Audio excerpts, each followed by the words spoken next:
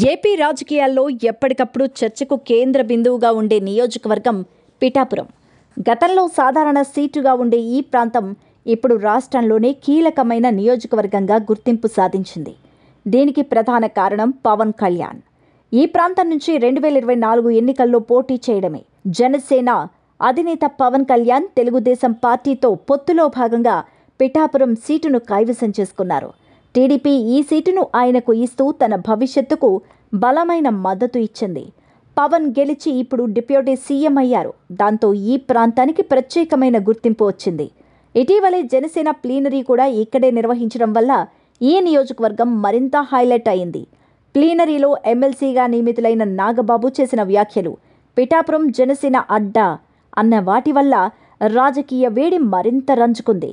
కానీ ఇక్కడి వాస్తవ పరిస్థితులు వేరే విధంగా ఉన్నాయని టీడీపీ కార్యకర్తలు అంటున్నారు. తాజాగా కడపలో జరిగిన మహానాడులో పిఠాపురం నుంచి భారీగా టీడీపీ కార్యకర్తలు హాజరయ్యారు.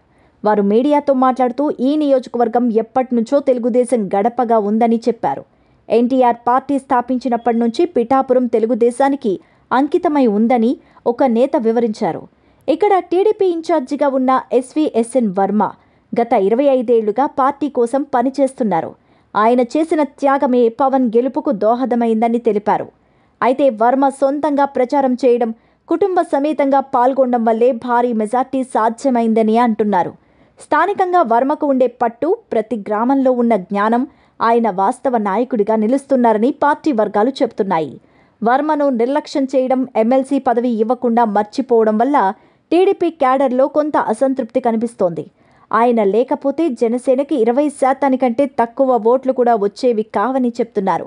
ఇది వర్మ గ్రౌండ్ వర్క్ వల్లే సాధ్యమైందని టీడీపీ నేతలు గట్టిగానే నమ్ముతున్నారు. చివరికి చూస్తే పిఠాపురం వాస్తవిక నాయకత్వం వర్మదే అని, ఆయనే ఇక్కడి ప్రజల మనసుల్లో ఉన్నారన్న అభిప్రాయం టీడీపీ శ్రేణుల్లో బలంగా వ్యక్తమవుతోంది.